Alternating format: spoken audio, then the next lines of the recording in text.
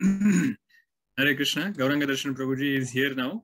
So we are very, very happy to have His Grace Gauranga Darshan Prabhuji today for the celebration of Srila Prabhupada's 125th appearance day. We have all heard from Gauranga Darshan Prabhuji before. He has spoken to us for 5 days some time ago when we were doing online sessions.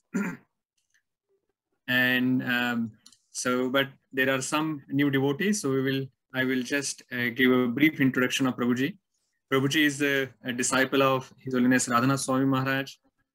He is currently serving as the Associate Dean at Bhaktivedanta Vidyapit Research Center at Govardhan Eco-Village. He is also member of ISKCON Board of Examination. He holds a master's degree from Indian Institute of Science, Bangalore. And he teaches Bhagavad Gita, Srimad Bhagavatam, Chaitanya Charitamrita, Vaishnava character courses, and many other courses at Govardhan Eco-Village. And pre-COVID time, he also used to travel. I'm not sure, Prabhuji, whether the travel is still currently going on. But I'm hoping that once this COVID pandemic finishes, we will also have your association here physically in Wellington, and we will be able to not only hear from you, but learn from you, from your personal example. Prabhuji has written many books. He has written Gita Subodhini, Bhagavad Subodhini, Chaitanya Subodhinis. There are many other books that he has written. There is a new book that he had just released. And he likes to recite and meditate on verses. He has compiled books on even verses like Bhagavad Gita verses, Srimad Bhagavatam important verses, Chaitanya Charitamrita important verses. And he publishes monthly e-magazine called Bhagavad Pradipika. He writes articles in Back to Godhead. And above all, he actually gives very wonderful talks. And once you meet him, you'll understand how humble he is. And when you meet him, you personally feel very, very happy. So today, Prabhuji is going to speak on the topic of how did Srila Prabhupada demonstrate the principle of Srimad Bhagavatam. So please welcome Prabhuji by chanting the Hare Krishna Maha Mantra. Hare Krishna, Hare Krishna, Krishna Krishna, Hare Hare, Hare Rama, Rama Rama, Hare Hare. Thank you very much, Prabhuji. Over to you. Hare Krishna. Thank you so much, Amrish Maharaj Prabhu. So just before this COVID time, Amrish Prabhu has come to GEV along with his family. I think at that time he was a bit sick. Still, Prabhuji had great determination in the sitting through our 3-hour-long Bhagavatam class, and then I was very happy to have him there. So he's very kind and affectionate that he has again called me to take all of your association. I was just hearing a couple of offerings just before this session. So I am asked to speak something about Prabhupada. So I thought I'll just, see, my association with Prabhupada is through his books. I heard lectures, definitely, but I read his books more than hearing the lectures. I heard lectures. So my appreciation for Prabhupada is what I know from what he has written and what his disciples have written about him. So I'll just speak a few words of glorification of Prabhupada for my own purification. So Hare Krishna. Om Namo Bhagavate Vasudevaya. Om Namo Bhagavate Vasudevaya. Om Namo Bhagavate Vasudevaya. Namo Vishnupadaya Krishna Presthaya Bhutale Srimate Bhakti Vedanta Swamin Iti Namine. Namaste Saraswati Devi Gauravani Pracharini Nirvishesha Shunyavadi Paschatya Deshatarine. Jai Sri Krishna Chaitanya Prabhu Nityananda Shri Advaita Gadadhara Srivasadi Gaura Bhakta Vrinda. Hare Krishna, Krishna Krishna, Hare Hare, Hare Rama, Rama Rama, Hare Hare.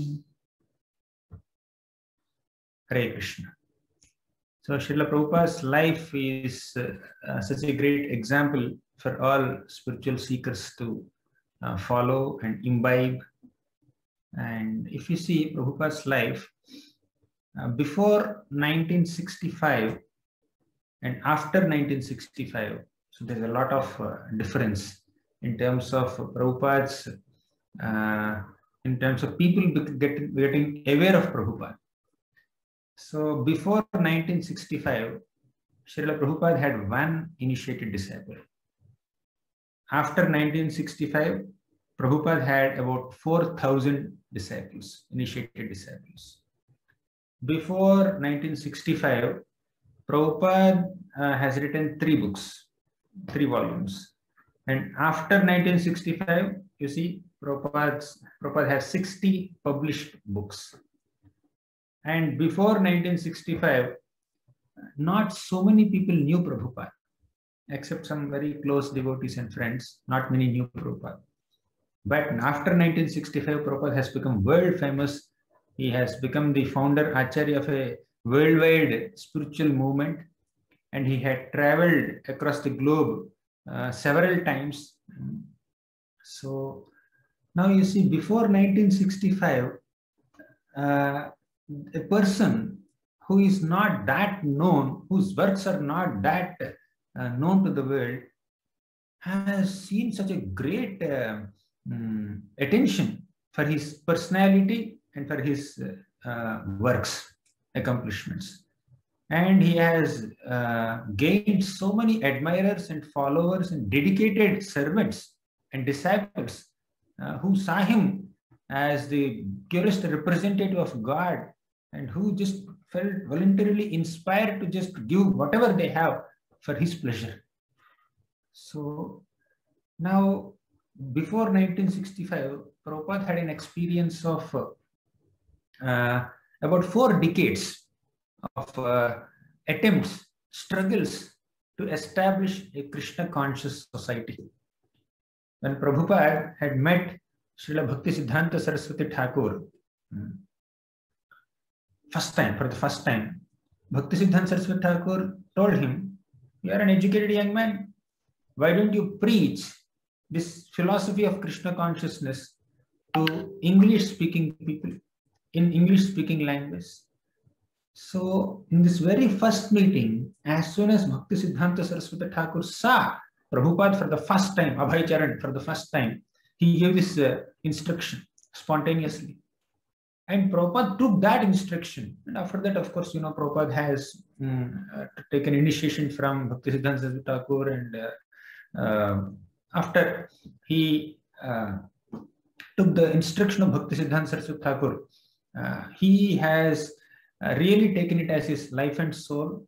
And he has undergone a lot of tapasya to make it happen. So he has dedicated his entire life and energy to fulfill that instruction given by his Guru Maharaj, right? So apparently you see that before 1965,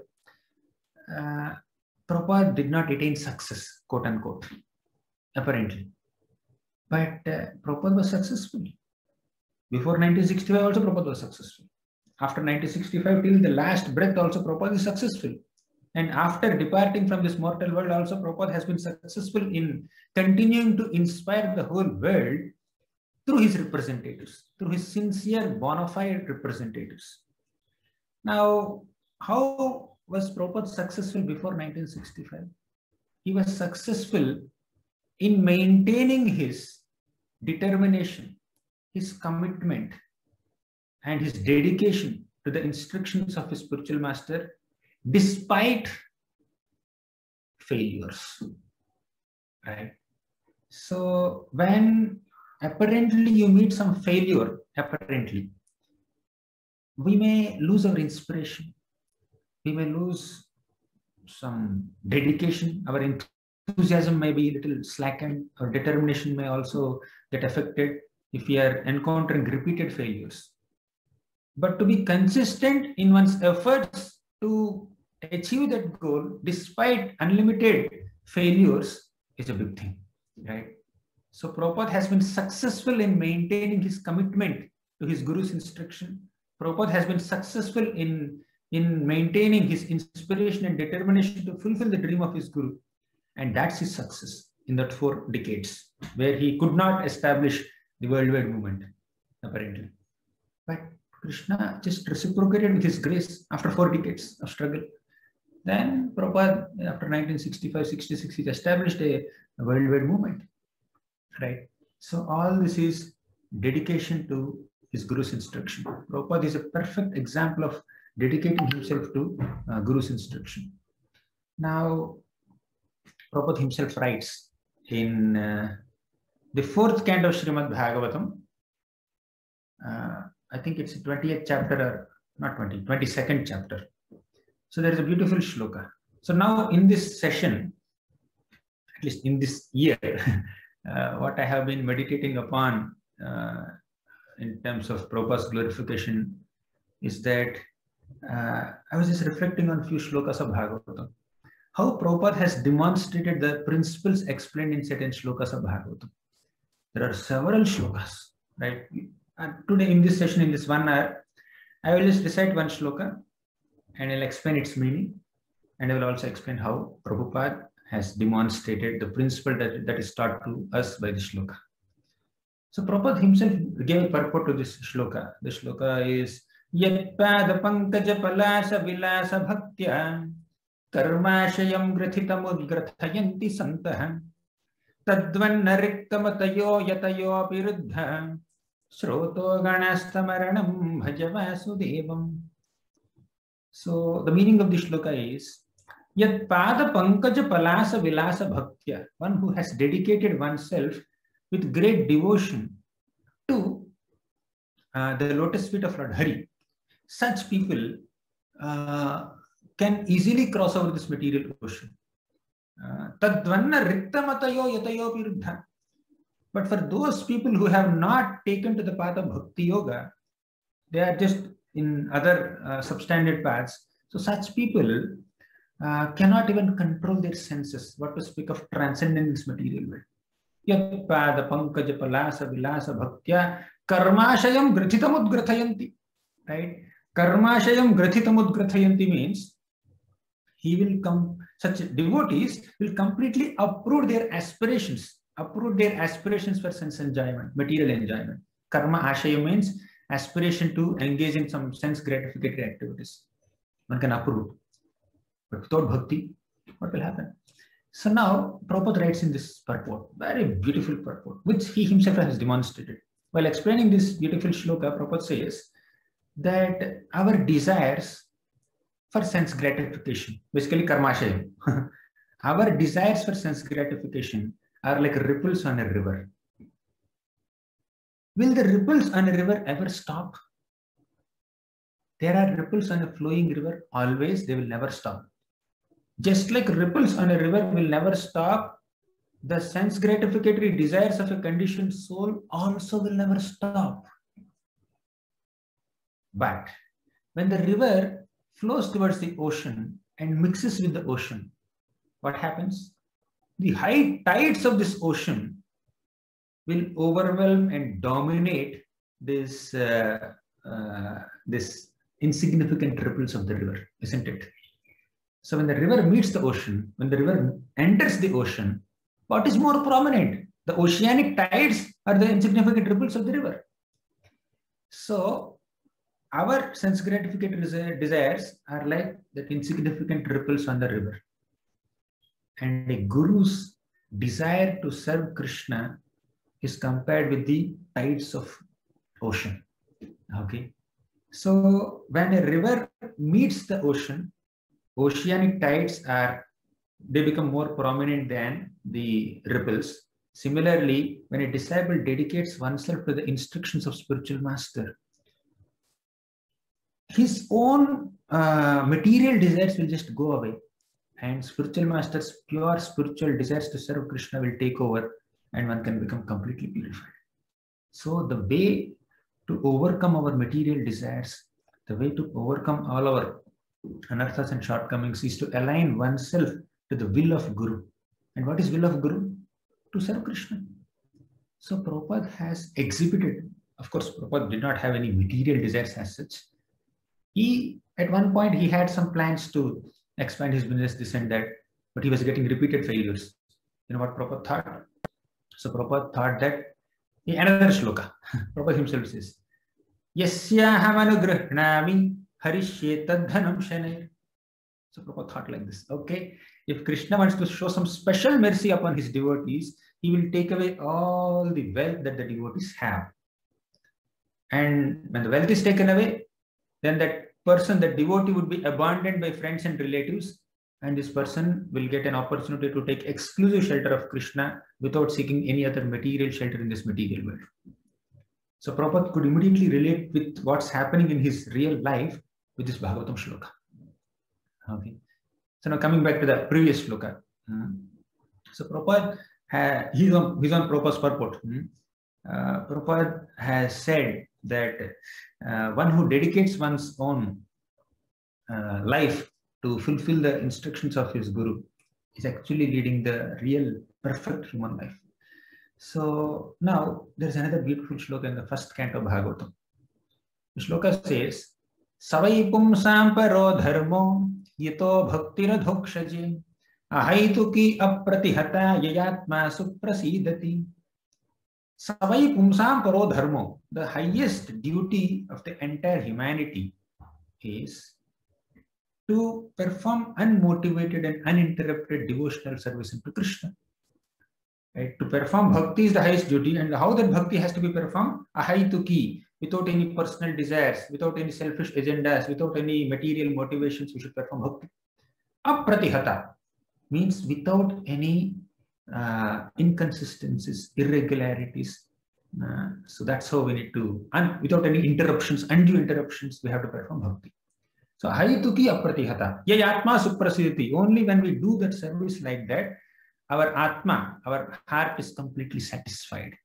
So complete satisfaction is guaranteed when we perform devotional service unto Krishna selflessly and seamlessly, without any motivations, without any interruptions. Such causeless and ceaseless performance of devotional service will completely satisfy the self. Now, ahaituki apratihata, without any material motivations. So Prabhupada has wonderfully demonstrated this principle. So with absolutely no other agendas, with complete dedication to fulfilling the desires of his spiritual master, Prabhupada has undergone so many struggles to establish this worldwide movement of ISKCON. And apratihata is very important. Whenever we encounter some kind of obstacles or impediments on our path, or difficulties, or scarcities, or inconveniences, the enthusiasm, the consistency in our attempt will get little shaken up. So Prabhupada's consistency in his attempts to serve his Guru did not slacken even slightly, despite so many failures. He has written Bhagavad Gita manuscript. Somehow he lost that manuscript. It was stolen. But Prabhupada's determination to publish Bhagavad Gita as it is did not slacken. He continued. So now you see, Srila Prabhupada, when there is failure, we are tested for our consistency. When there is success, we are tested for our humility.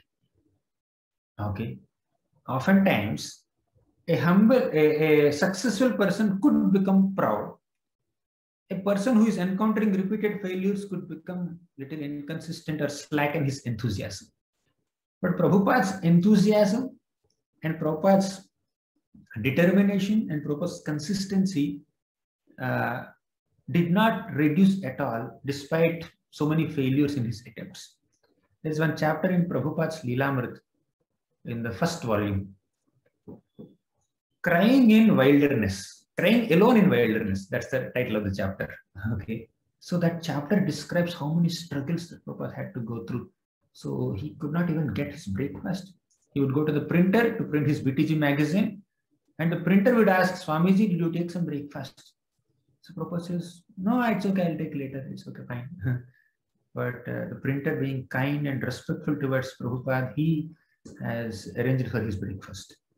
And Prabhupada would write the magazine, write the content for the magazine, and then he would type it, he will proofread it, he will get it printed, and he will personally sell it, distribute it, right? So to do all these things in a publication is not a small thing. At such an advanced age, he was above 50 at that time. So it's not a small thing that requires great determination to the cause, to the purpose. So Prabhupada was completely focused on his purpose. His purpose was to spread Krishna consciousness and please his Guru.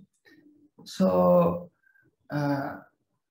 this shloka says, Ahaitukya Pratihata, the Savai Pumsam Paro Dharma shloka says that the satisfaction and advancement in devotional service are dependent on the purity of our intent and the consistency of our attempt. Prabhupada is a perfect example of purity of intent and consistency of attempt. That's why he's always satisfied. That's why he's always happy within, right? He's experiencing Krishna. Satsruta Das Goswami Maharaj writes in Prabhupada Leelamrit in the 2nd volume. So when Prabhupada went to the West, now the whole civilization, the whole culture is totally different, and his new place, climate is different. Climate and culture, both are different for Prabhupada. And he's an advanced age, around 70. But Satsruta Maharaj writes, there was not a single day when Prabhupada did not chant the holy names of the Lord. There was not a single day where he did not speak about Krishna to somebody or the other. So the audience may not be thousands. The audience may not be, like big numbers, waiting very eagerly to hear when will this Maharajji come and then give some Krishna Katha. So audience may be naive, and Prabhupada may have to gather his own audience and inspire. Okay, even if 1 or 2 people sit also, he will start speaking, right? So he would say, okay, Sanskrit classes might attract people. He will advertise Sanskrit classes. So in the name of speaking Sanskrit, Prabhupada just speaks Bhagavad Gita philosophy. Okay. So once Prabhupada was just giving a talk on Bhagavad Gita, and he was saying, Krishna is so nice. Krishna is driving the chariot of Arjuna in Bhagavad Gita. Krishna, was saying. There is one lady sitting in front, and the audience, full audience also, like Prabhupada is sensing that they are not getting it. Are you able to understand Krishna? Have you seen the picture Krishna? And they didn't know what is Krishna, which language it is, whether it is noun or pronoun, what exactly is this word Krishna, they don't understand only. Then Prabhupada was little tired, and he said, I'm not happy here. I am missing Vrindavan. I am missing my place. I'm not comfortable. I'm not happy here. When Mataji said that, yes, we are able to sense that. We are able to understand that you are not very happy here. Okay. And Prabhupada said, no, but my Guru Maharaj told me to spread Krishna consciousness in this English language to the Western audience. So then he continued the lecture. Okay. I mean, they may not be able to immediately catch or grasp what Prabhupada is speaking, but Prabhupada's determination to do this service for the pleasure of his Guru and Krishna continued fully consistent, right? Actually, many people have subscribed to Prabhupada's movement and philosophy because of his overall demeanor, overall sadhu qualities, right? They may or may not be able to immediately understand the philosophy, but they understood this person has pure intention. He is our genuine well-wisher. They could immediately understand that he is our genuine well-wisher.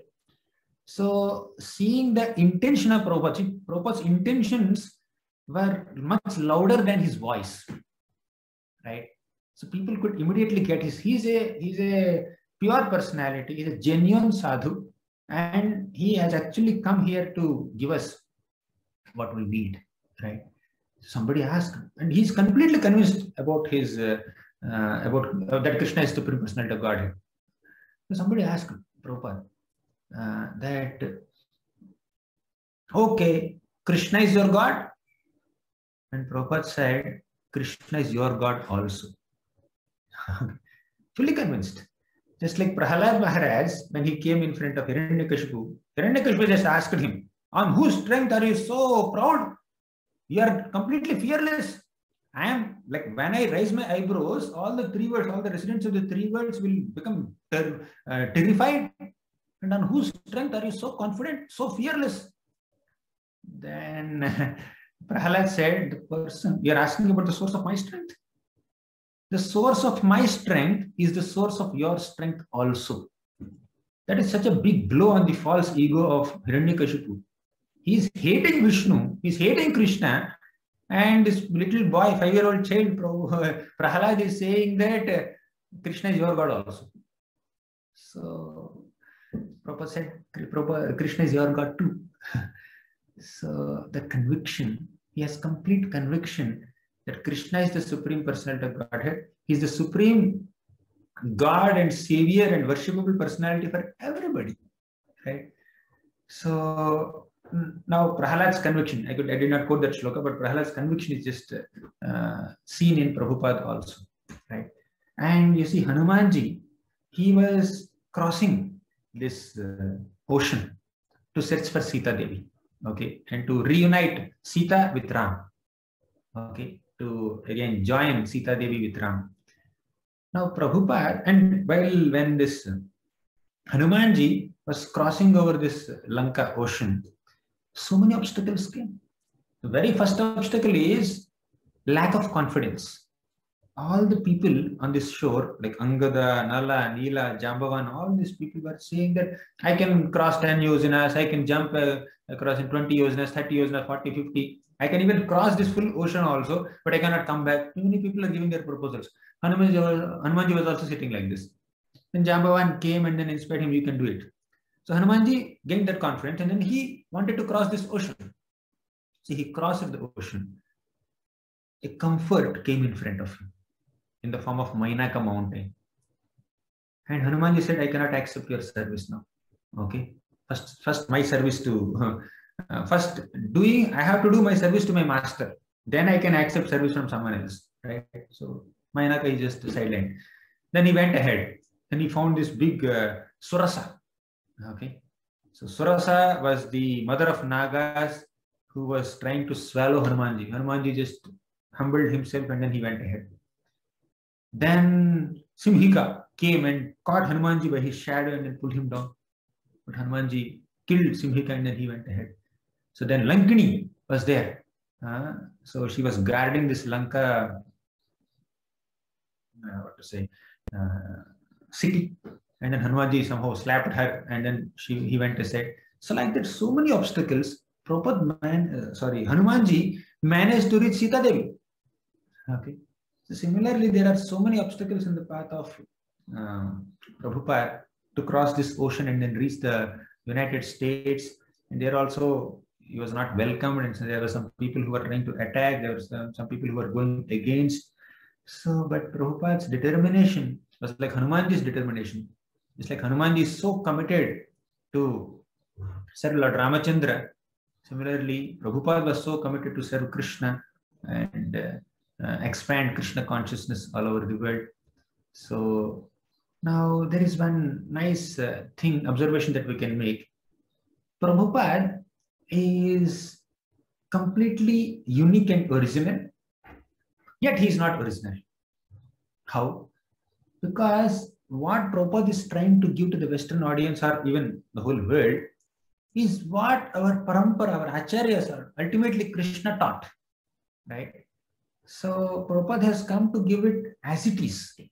That's why he says Bhagavad Gita as it is. So there's nothing new that Prabhupada is just presenting. At the same time, Prabhupada is very unique also and original also. See, if we say that acharyas are not original, then like every acharya is same, but they have their own personality, they have their own mood, they have their own style of spreading Krishna consciousness in a unique way. So that's why Prabhupada is unique and original, yet not original in the sense that he's just passing the age-old tradition of Bhakti Yoga in its essence to all of us, right? So there is another beautiful shloka in the 8th canto of Bhagavatam. Tapyante lokatapena sadhavaha prayasho janaha paramaradhanam tadhi purushasya khilatmanaha tapyante lokatapena. So this shloka is spoken in the context where Lord Shiva went and drank this ocean that came out of Samudra Manthan. Out of his deep compassion, Lord Shiva went just to protect the people in the world, in the universe, from this poison emanating from Samudra Manthan. So Shiva just took all the poison in his cupped hands and then drank it. So in this context, Sukadeva Goswami says, Tapyante lokatapena sadhavaha prayaso janaha. Great sadhus, pure devotees, almost always undergo a lot of tapasya, tapyante. To do what? Lokatapena. To counteract or to mitigate the miseries of common people. So conditioned souls are undergoing tapa. How many? 3. Tapatrayas. Okay. They are undergoing tapa. To relieve them from tapa, the sadhus will do tapa. Tapa counteracts tapa. So pure devotees tapa counteracts conditioned souls tapa. Tapatraya. Tapyante lokatapena sadhavaha prayaso janaha. Paramaradhanam tadhi. This is the greatest form of worship. Purushasya akhilatmanaha. That Supreme Personality of Godhead Krishna, who is staying within everybody's hearts. So he is completely pleased when such saintly persons undergo so much of tapasya to relieve conditioned souls from material miseries. So Prabhupada has done this. Suffering 2 heart attacks at such a advanced age while traveling in the sea, it's not a small thing, right? It's not a joke. So Prabhupada has undergone so much of tapasya. How much he had to, such a great acharya. He was waiting in front of Sumati Maharaj's office to get some assistance, to get some ticket, some assistance in traveling all over, traveling across the ocean to go to the US, right? He didn't have money also. 40 rupees. Can you just imagine 40 rupees? With 40 rupees, we can't even go into the bazaar. He went to America with 40 rupees. Okay. So Prabhupada, tapyante lokatapena. I just remember this verse, Prabhupada, how much tapasya he underwent just to relieve all of us from this tapa for several generations to come. There's one more beautiful shloka in the first canto of Bhagavatam itself. Na uttama shloka vartanam jushatam tat kathamritam syat sambhramonta kalepi smaratam tat padambujam. So this shloka says, one who has completely dedicated, I think this is 1.18.4, if you want to know the reference. So it says that one who has dedicated himself for the process of hearing Krishna Katha and spreading Krishna's topics all over the world. For such a person, there are no misconceptions, there are no confusions, there are no bewilderments, even at the time of death. Na uttama shloka vartanam jushatam tat kathamritam. Those who relish the nectarian topics of Krishna, jushatam tat kathamritam, syat sambhramo antakalepi. They will not run into any confusions or bewilderments even at the time of antakala, means at the time of departing from this world, at the time of death. Smaratam tat padambujam. They will be able to perfectly remember the lotus feet of Krishna. So Prabhupada, you see, even in his last stages, even when he's lying on quote-unquote deathbed, was about to depart from this world, he was lying very weak and there is hardly any flesh on the cheeks, and then the whole body is so emaciated, externally, physically, but his soul is completely under nourishment. So Prabhupada is softly translating Srimad Bhagavatam, and his disciples were recording. So Prabhupada was translating Srimad Bhagavatam, which is actually his commitment to his Guru. I have to give this scriptural knowledge in English-speaking language, right? So see the dedication that Prabhupada had to the instruction of his Guru, even in the last stages of his life, of his manifest pastimes in this world. So now, at the time of death, an average person will not be able to remember properly things. He will not be able to clearly visualize things or intelligently analyze things. But Prabhupada was giving such deep and profound purports. You read 1st canto, 10th canto, 13th chapter, the last book the last chapter that Prabhupada has translated, Srimad Bhagavatam, 10th canto, 13th chapter. Of course, Prabhupada has translated the entire 10th canto in the form of Krishna book. It's a summary study, but in the form of like sloka and word by word meaning, translation, purport, in that format. So Prabhupada translated Srimad Bhagavatam up to 13th chapter of 10th canto. You can read 13th chapter purports, very profound. BBD has released one special small book only on that one chapter, the last chapter that he has translated. It's very profound. You can't imagine someone who is in the last stages of life has given this kind of work. They are so profound, so deep. In those purports, Prabhupada writes at some places that dedication to, actually 10th canto, 11th chapter he writes, dedication to the process of hearing Krishna Katha will relieve the entire humanity from all kinds of struggles and pains. Prabhupada had complete conviction on this principle, and that's how he lived. Not a single day was there where he did not speak Krishna Katha or share Krishna consciousness with others. Right? So this is another example. So there is no misconception, there is no bewilderment, there is no confusion even at the time of death for those who have dedicated their entire life to the service of Krishna. And Prabhupada is a perfect example of this beautiful shloka. Right? So now Prabhupada, even after he attained success, he was very humble. Some people were glorifying Prabhupada in a certain way. You are God, you are this, you are that. So Prabhupada was not very happy when people compared himself with God. So we are tested for our consistency in failures and humility in our success. So Prabhupada maintained the mood of his humility even after he attained a series of successes. Right? Even if he was recognized as the world Acharya. So another aspect of Prabhupada's humility after he became successful was, you can see in Chaitanya Charitamrita, the end note that Prabhupada writes after completing his translation. Prabhupada says, if there is any credit for my translation work, all that credit goes to my spiritual master Bhaktisiddhanta Saraswati Thakur. It is only because of his desire and blessings that I am able to translate. And Prabhupada says, he's Bhaktivedanta Swami Prabhupada. He says, I have no devotion and I'm not a scholar. Bhakti, Vedanta. He's saying, I have no bhakti, I don't understand Vedanta, I'm not a big scholar. So that's the humility, and he means it, right? So I'm not a big scholar, I'm not a great devotee, but still, because my Guru Maharaj desired it, it's just happening. And whatever credit is there for my translation work, that should go to my spiritual master, right? And this is perfectly in line with the previous acharyas. So there is one great commentator on Srimad Bhagavatam, Srila Vishwanath Chakravarti Thakur. He has written a commentary called Sarartha Darshini. So Prabhupada perfectly followed in the footsteps of this Vishwanath Chakravarti Thakur, and he quoted also Vishwanath Chakravarti Thakur several times, and the mood also is matching. You see, Vishwanath Chakravarti Thakur, before writing his Sarartha Darshini commentary, he has written there that I have read Sridhar Swami's commentary on Srimad Bhagavatam.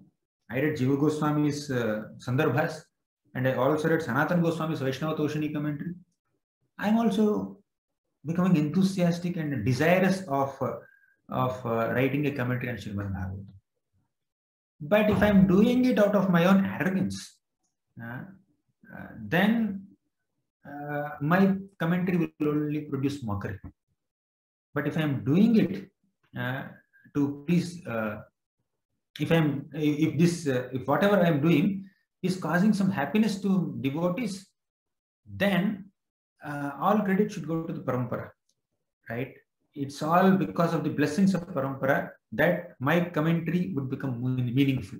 But if you find anything not very exciting or good there, then I take that blame. So generally, the kind of mentality that people could have is shift blame, accept credit. But Vishwanath Chakravarti Thakur is demonstrating, I just kind of paraphrased, I didn't recollect the exact statement that he has made. But the principle, that the mood is that he accepted blame. I mean, he is ready to accept blame if there is any discrepancy there. But he is ready to transfer all credit to the Parampara and Krishna when it is good, right? Whatever is nice in this is because of Krishna's blessings. So this is the mood of Acharyas, and Prabhupada also is demonstrating that principle, that all credit should go to my spiritual master, not me. And he says that all credit should also go to my disciples who have assisted me in my mission. So all these disciples are representatives of my spiritual master. Okay, so he has the humility to see his disciples also as representatives of his guru. My guru has arranged all this. So this is the mood of Prabhupada. So now we see that Prabhupada himself makes a very wonderful statement. See, Prabhupada is demonstrating, Prabhupada is just enacting or demonstrating the purports that he has written in his own personal life and activities. Prabhupada writes in first kind of purport somewhere that the secret of success in spiritual life is in satisfying the spiritual master and thereby getting his sincere blessings. Secret of success, I think I'm paraphrasing, I don't exactly recollect the statement, but it's 90% correct probably. The secret of success in spiritual life is in satisfying the spiritual master and thereby getting his sincere blessings. Sincere blessings is a very important word. Okay, every word can be underlined here.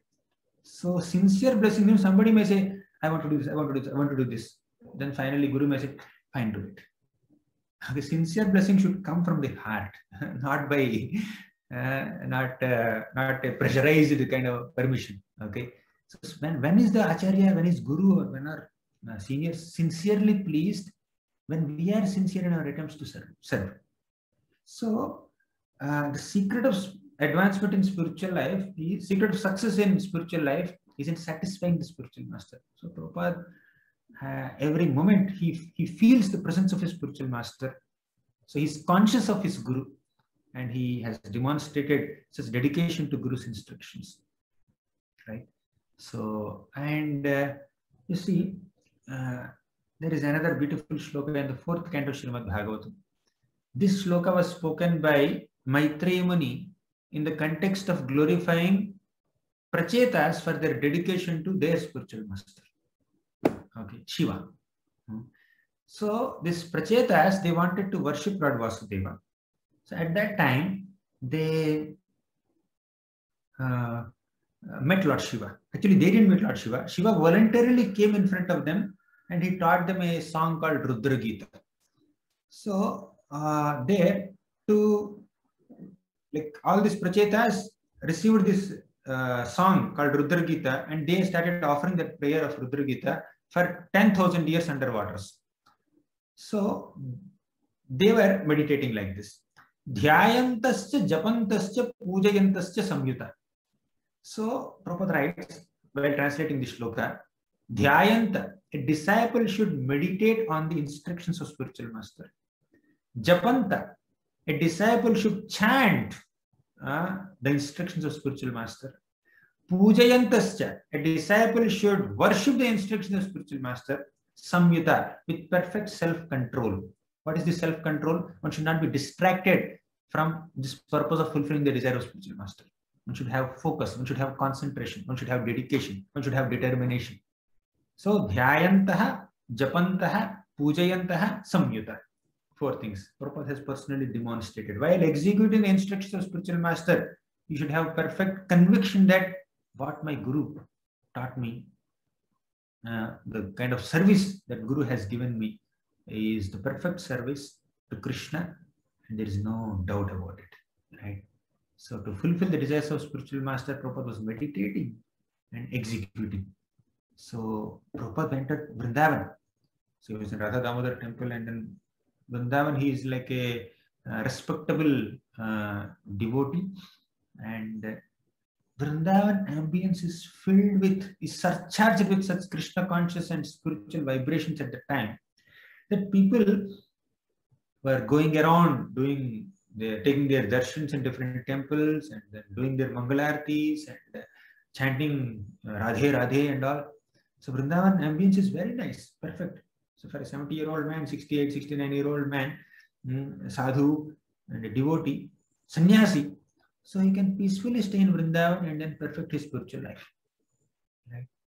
So, but in this Vrindavan, there are so many people who stay in Vrindavan, they don't even have a desire to go to even Mathura also. We are living in Vrindavan, let's live in Vrindavan, let's die in Vrindavan, nowhere else. So in such an ambience, Prabhupada was thinking, the people in the Western world, they don't know what is Vrindavan. They don't know who is Krishna. They don't know what it means to live a life without sense gratification.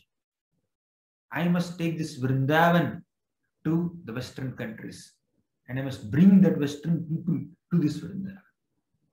So while being in Vrindavan, Prabhupada is meditating on how to give this Vrindavan experience and Vrindavan consciousness to the whole world.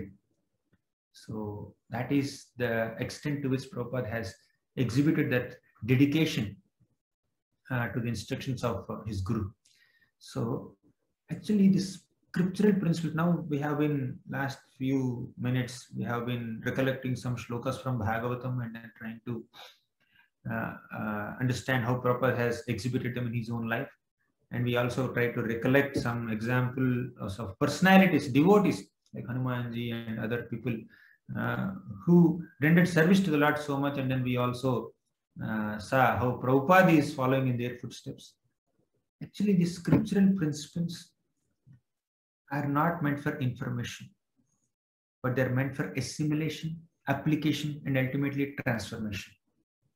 So that scriptural principles seem to remain theoretical only till we witness a person who is demonstrating those principles in his personal character, personal conduct. So Prabhupada is one such pure example of a person who has perfectly demonstrated the scriptural principles. So when you read scripture, Titikshavah Karunikaha Suhridah Sarvadehinam. So a sadhu is one who has tolerance, who has humility, who has this, who has that, who is satisfied, who has patience and is compassion. We hear all the, oh, sadhus are like this. But when you actually see a sadhu demonstrating, exhibiting these qualities, then you understand, yes, this scripture is perfect. So scriptural principles and the teachings will become very lively and relatable and digestible and acceptable and applicable to the degree pure saintly devotees like Prabhupada demonstrates them in their personal character. And then so many people have connected to this moment, seeing Prabhupada demonstrating all these principles. Compassion, right?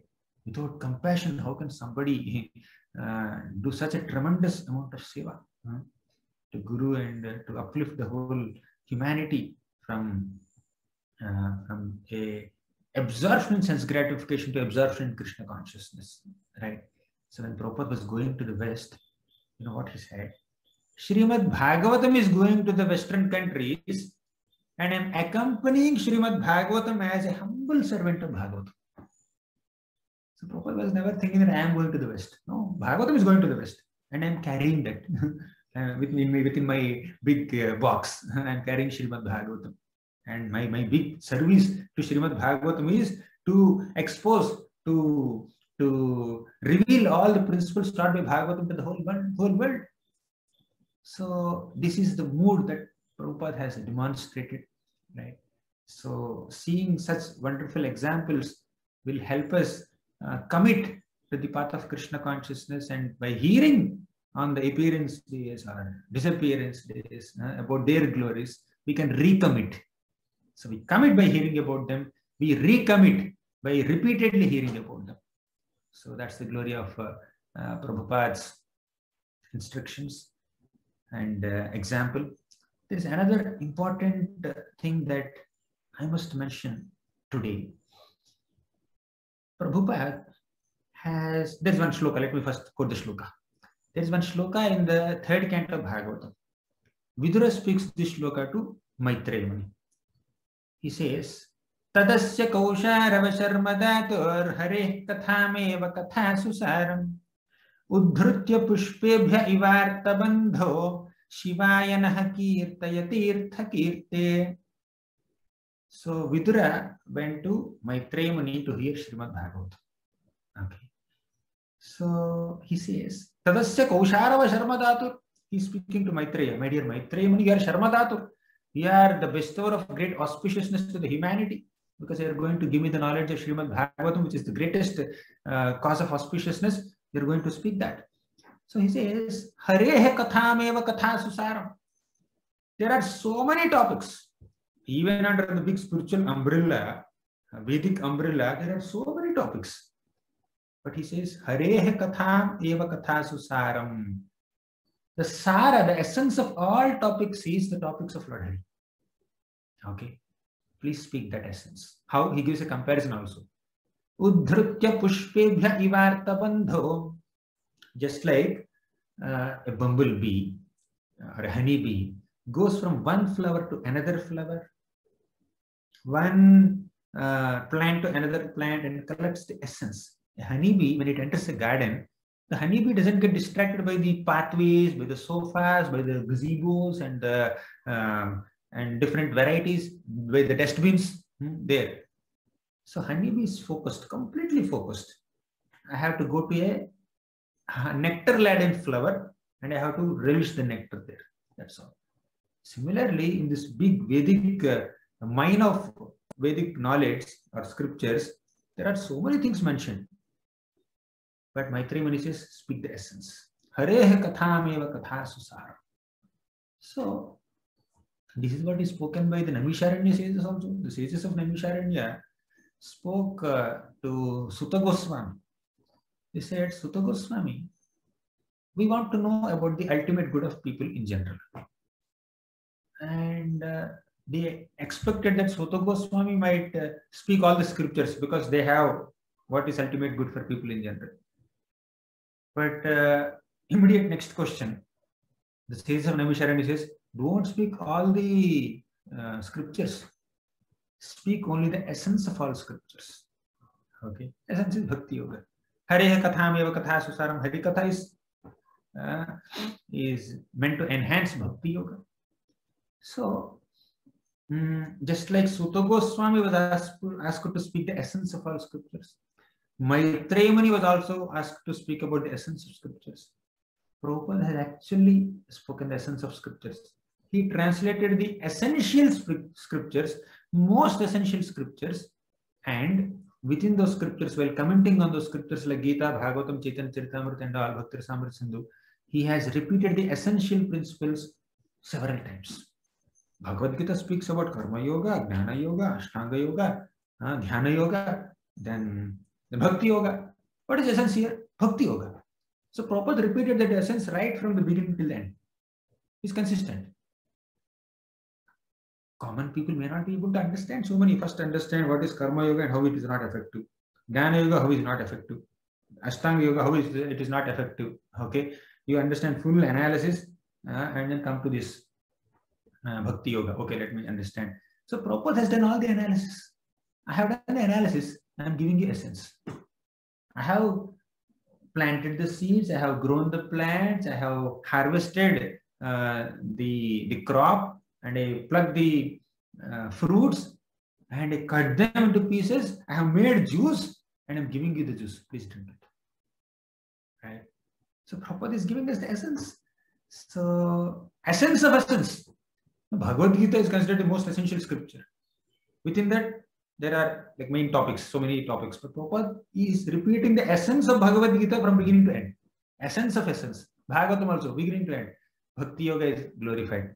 So that requires deep compassion, right? So Prabhupada is giving entrance into the most essential topics of devotional service, not esoteric topics, essential topics. Now you see, one should not become prematurely transcendental. So Prabhupada, even in 10th canto of Srimad Bhagavatam also, when some very deep and loving, intimate, esoteric pastimes of of Bhagavatam of Krishna are going on in Vrindavan, Prabhupada repeats the basics again and again. He brings in first canto and 10th canto commentary also, right? So like that, Prabhupada has very systematically given us the essential practices and essential principles of Bhakti Yoga without, not allowing us to become sahajiyas by giving something very esoteric. So Prabhupada says, don't directly jump into Rasa Panchadhyaya. Right? You first start from first canto. Prabhupada writes in the beginning of Srimad Bhagavatam commentary that he says that the qualification to read the scripture is reading it shloka by shloka, chapter by chapter, canto by canto, not just jump directly into the confidential portions of Krishna's pastimes in Vrindavan, especially with the gopis. Don't directly jump into Rasa Panchadhyaya. Okay. So Prabhupada repeated the basic philosophy, just taken full responsibility for the spiritual upliftment of the society. So in this way, Prabhupada's travels and Prabhupada's dealings are filled with compassion. There is one shloka that again Vidura speaks to Maitreya. Janasya Krishna vimukhasya daivat adharmashilasya sudukhitasya anugrahayeha charanti nunam bhutani bhavyani janardanasya. So Janasya Krishna vimukhasya daivat. So people in general have turned their faces away from Daiva, okay, from Supreme Lord. That's why they undergo a lot of distress. Janasya Krishna vimukhasya deva. They have turned their faces away from Krishna. Vimukhasya deva adharmashilasya. They have become completely adharmashila, means irreligious. Then anugrahayeha and sudukhitasya. They are also undergoing a lot of distress because of this disposition which is against devotion to God. So Prabhupada's travels, anugrahayeha charanti nunam. So pure devotees travel from one place to another place to show anugraha, to show compassion on such fallen conditioned souls, to convert that adharmashilasya people into parodharmashilasya people, to convert that sudukhitasya people into susukham kartum apnaya, to convert that Krishna Vimukha people into Krishna Sumukha people. So this is the purpose of saints' travels as taught by this shloka of Bhagavatam. And Prabhupada has traveled exactly for this purpose. Like that, we can see hundreds of shlokas in Bhagavatam that are demonstrated personally by Prabhupada in his own life. Etavad janma safalyam dehinam iha dehishu pranair arthair dhiya vacha shreya acharanam sadan. So, etavad janma safalyam, this is how one has to make one's life purposeful. How? By dedicating one's prana, life, artha, money, dhiya, intelligence, vacha, words, for the welfare of others. Right? For the welfare of others, we have to dedicate everything. So Prabhupada has dedicated his entire life for the welfare of the humanity under the instruction of his Guru and inspiration of Krishna. And this is the greatest example for the modern world. And you see, many people's birthdays are celebrated and they were remembered on their disappearance days. But Vaishnava Acharyas are those personalities whose appearances and disappearances are very lovingly recollected by all the Vaishnavas for all time to come, because they have done the greatest welfare work for the entire humanity. We cannot repay. We are eternally indebted to these great acharyas. We can never repay. So there is this shloka from Bhagavatam. Yeiridrishi bhagavato gatiratmapada ekantato nigamabhi pratipaditanaha tushyantvadabhar karunaha svakritena nityam ko nama tat pratikaroti vinoda patram. So if one tries to, there are so many acharyas who have put this great Krishna conscious philosophy into writing for the welfare of common people, and they have explained this scriptural knowledge in a way that is understandable by the humanity. So we can never repay them. We are eternally indebted to them. We can never repay for what they have given us. And if one thinks that I can repay them, he's a Vinoda Patra. He's a joker. Joker means one whose activities cause only laughter. Vinoda Patra. So we can never repay the debt that we have towards the Acharyas. And Prabhupada is the modern world Acharya, who has complete humility, and he is a personification of all Vaishnava qualities, and who is an ocean of knowledge and ocean of compassion. So we are very, very grateful to be in this big home that Prabhupada has created. So devotees following Prabhupada are regularly discussing Krishna Katha and then chanting the holy names of Krishna. Prabhupada, see, several acharyas have given Sambandha Gnan. Sambandha Gnan means like knowledge about our connection with Krishna. And Prabhupada has also given Sambandha Gnan, and he also has clearly given some direction how to implement this Abhideya, how to revive that relationship, Abhideya. So he has given us the process by which we can reach Krishna, by which we can perform that spiritual sadhana. He has given this morning program, right, where we first express our gratitude to Guru in the form of Samsara Dava, Nalalidha Loka, that whole Ashtakam, then worshipping Tulsi Maharani, worshipping the deities, attending Mangalarati, then chanting the holy names of Krishna along with other devotees, then again Guru Puja, then Srimad Bhagavatam. He has given a very nice morning program, and he has given all the scriptures in a translated form in multiple languages, and throughout the day he has planned for so many services. Like that, we have some engagement. So Prabhupada has created a system where our body, means our senses, our mind and our intelligence, all these subtle and gross faculties of our human life will get the right kind of engagement to reconnect with Krishna. So we are extremely grateful to Prabhupada, and we are grateful to Prabhupada is an understatement. We can never be sufficiently grateful to Prabhupada. Words fall short of expressing our gratitude to Srila Prabhupada for what he has done to the spiritual lives of the entire humanity. So with these words, with my humble and respectful obeisances to all the glorious contributions of Srila Prabhupada and all the glorious examples set by his sincere followers and disciples, and the kind of inspiration that they all have given us, with my humble respects to all of them, I will conclude here. Thank you very much. Srila Prabhupada ki jai. Hare Krishna. Hare Krishna. Thank you very much, Prabhuji. That was a very, very wonderful glorification of a wonderful personality.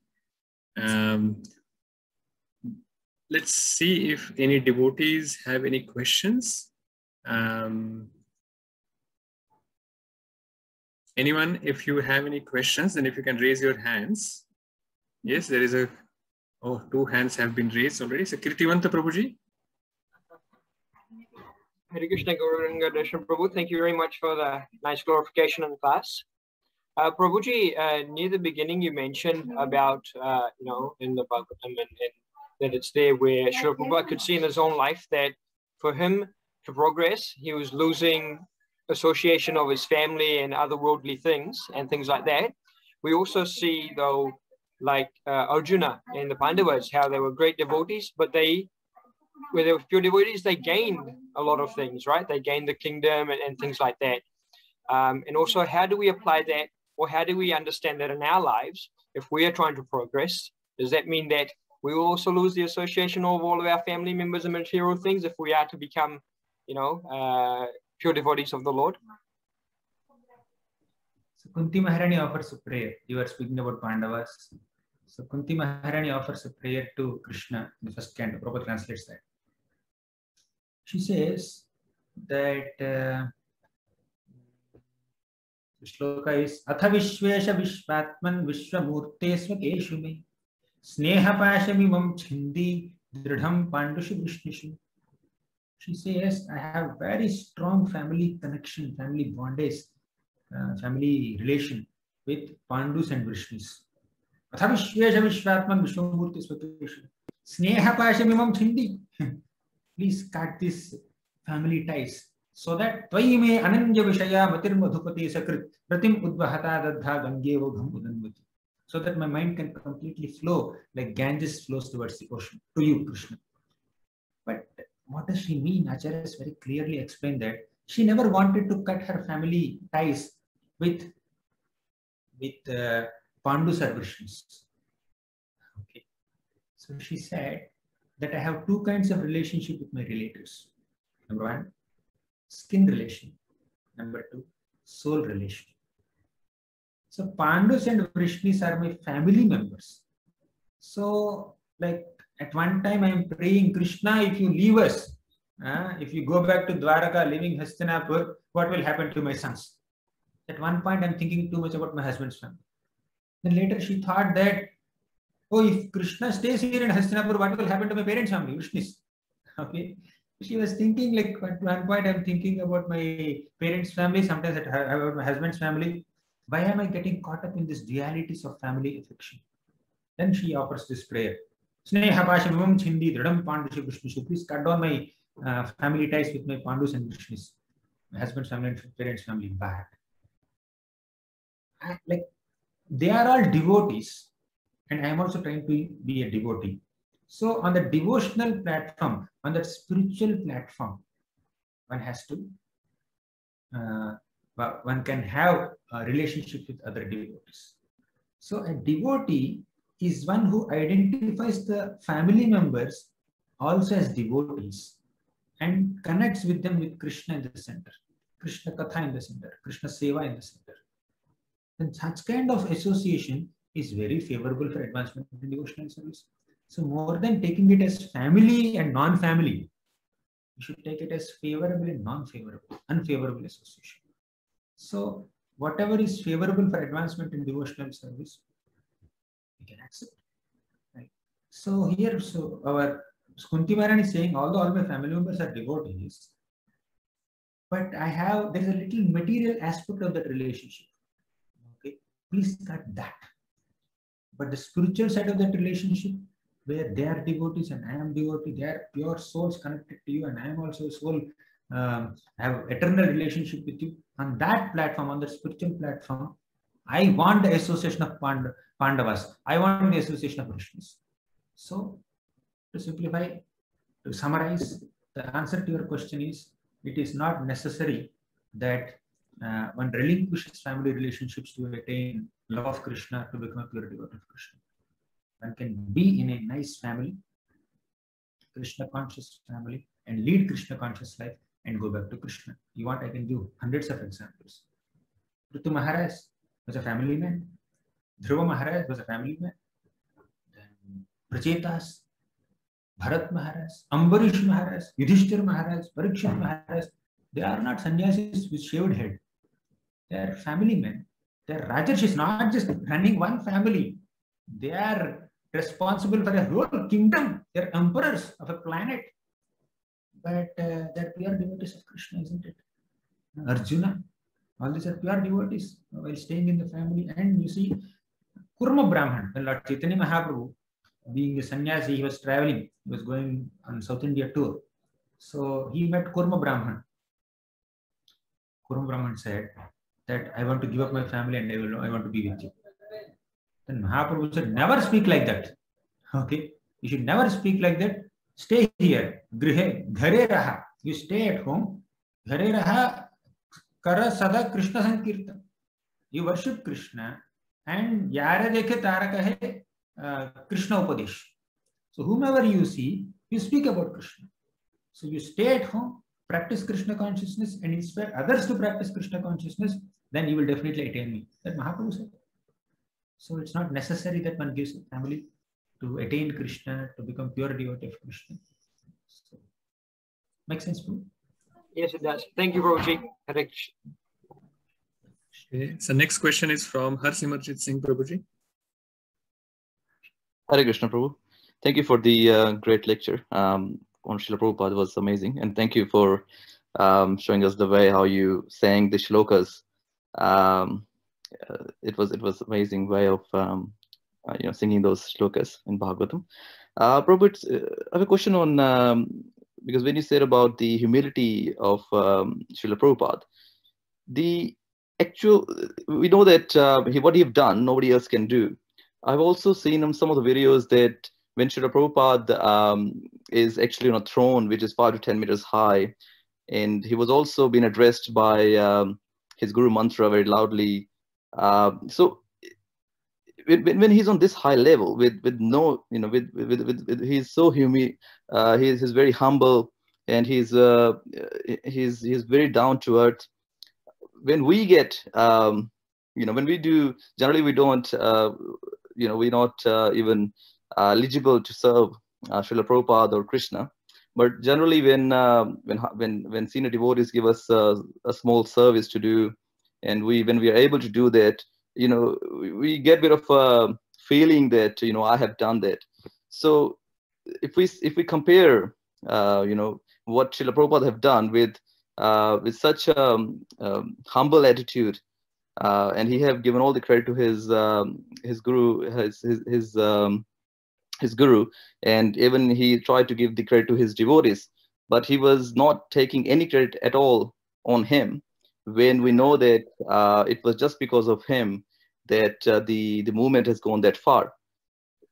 So how we can maintain that sort of humbleness or humility, where we don't take, or we don't feel that, you know, it's happened because of me, or, you know, I have done that. Generally, we know that, okay, it's the instructions given by the senior devotees or guru, but still we you know, try to we still feel that it's because of me. So how we can maintain that humbleness within us? So it's very important that we hear Krishna Katha on a regular basis. Hearing is a very, very, very important integral element in our practice of Krishna consciousness, because one may be very efficient in doing so many services, one may be very accomplished in managing things and then getting things done and achieving so many things. But if all that achievements as a part of Krishna's service is not accompanied by a regular hearing of Krishna Katha or studying the scriptures, we may not remember that I'm able to do all these things by Krishna's grace. So when you're hearing Srimad Bhagavatam, when you're hearing Bhagavad Gita, these books are constantly reminding us Krishna is the supreme controller, master, proprietor, enjoyer. Only by his empowerment anything can happen. Without Krishna's sanction, not a blade of grass moves, not even an ant dies. So when we constantly engage ourselves in bombard our minds with glorification of Krishna, then our enthusiasm to take glories for one's own self will be diminished, will be vanquished eventually. The more we hear about Krishna, the more we study Srimad Bhagavatam, the more we chant the holy names of Krishna, the more we become humble. The more we should become humble. Okay, it's a conscious endeavor, not an automatic thing. Many people may have chanted also, but the chanting or reading also should be done in a proper mood and in the association of devotees.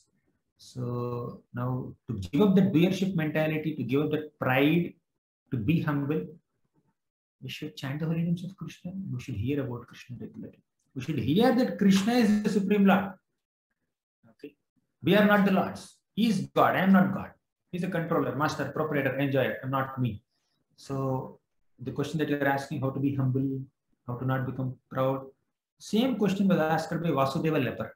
You know, Vasudeva leper in the Madhya Leela, when Lord Chaitanya Mahaprabhu was going for South India, he met a leper, Vasudeva. His name was Vasudeva. So Mahaprabhu just embraced him, seeing his devotion. And all his leprosy was gone. He had a very beautiful body. So he immediately felt that I could become proud. Okay, I could become proud. My dear Lord, please, how can I be humble? How can I remain humble? Now that you have given me such a special blessing and I have got a very beautiful body, I may become proud. So how could I protect myself from this false pride and be humble? Maharaj, sorry, Lord Chaitanya Mahaprabhu give a simple advice. Please chant the holy names of Krishna. By repeatedly chanting Krishna, Krishna, Krishna, Krishna, Krishna, you are accepting Krishna above you. Our false ego is getting crushed day by day. See, if you think that you can do everything, you will not call anybody, right? You are calling somebody to help you. You are accepting that person's superiority over you. And if you are chanting every day 16 rounds of Hare Krishna Mahamantra, and if not more, then you are accepting Krishna is better than you. Only by His grace I am able to do things. So chanting will relieve us from false pride.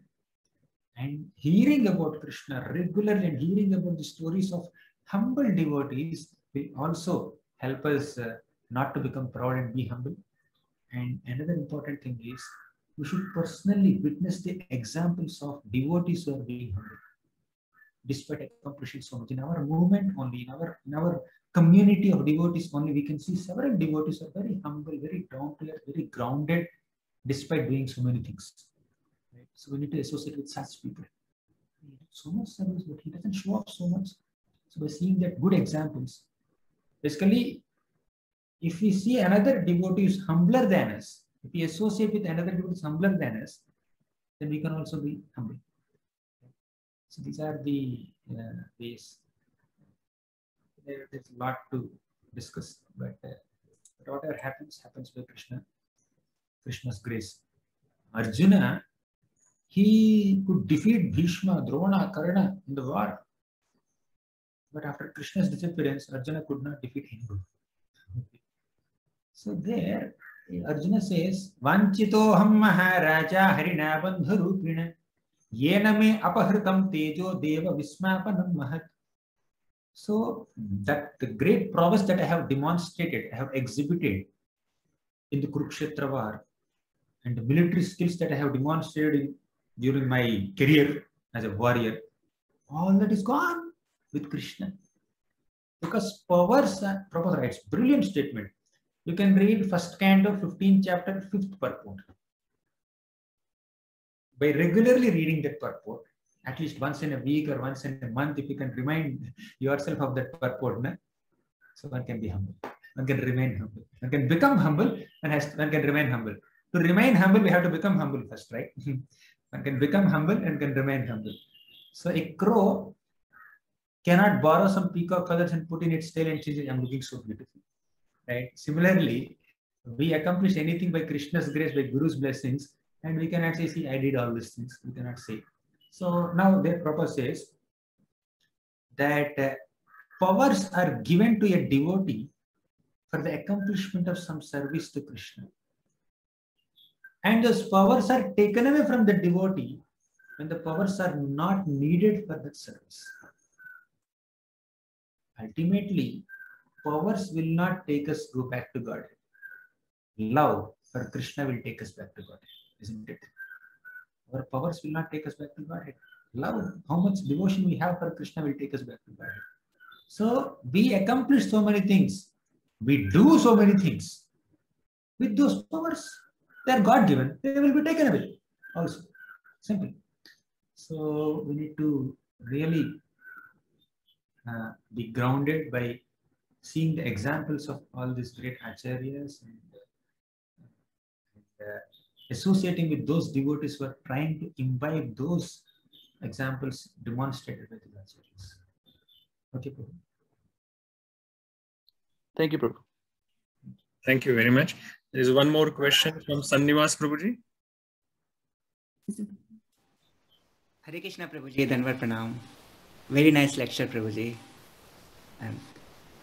I have a doubt like when we see Srila Prabhupada movement, the movement goes like it's Harinam Sankirtan movement and also Bruhat Mridanga of so many books where Srila Prabhupada was translated and given so many translations and everything. As a practitioner, how to balance in our life, how to practice these two? The Harinam Sankirtan is also there. It's also so many books Srila Prabhupada has given. And in preaching, what is the weight to give on which way, and how to experience, and how to start, and who to give what, and where to give more philosophy, where to give more kirtan.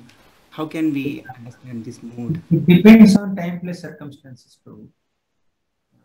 Now, Prabhupada has given us engagement for both our gross body and subtle body. So for the mind, he has given us chanting. For the intelligence, he has given us scriptures. And for our senses and body, he has given us so many services. So now all are needed. To constantly engage one's mind in Krishna consciousness is on a very, very high platform. That is Smaranam, Smaranatmika Bhakti. And next, to engage intelligence in Krishna consciousness is a little lesser level, which is called Mananatmika Bhakti. And to engage senses in Krishna consciousness is basic level, which is called Abhyasa Rupa Bhakti. You can read Bhagavad Gita, 12th chapter, shlokas number 8 to 11 for these terminologies. So now engagement is given to all of them, all like body, mind, and words, and intelligence, everything, senses. So when to do what also is given generally. Morning you chant, morning you hear, throughout the day you do some service and all. But there are certain practical constraints and also time, place, circumstances. For example, Janmashtami is coming up. Right? So many services may be there. In pandemic time, not many services because not much gathering is there. But in general, festival time there is more service. So you may not be able to do some basic things, do few things at that time. You are more focused on the festival part, right? So, for example, you are in kitchen, you have to cook for 5,000 people. You are engaged whole day. So you may miss a lecture. Of course, 16 hours you cannot miss, but you may miss a lecture. It's fine.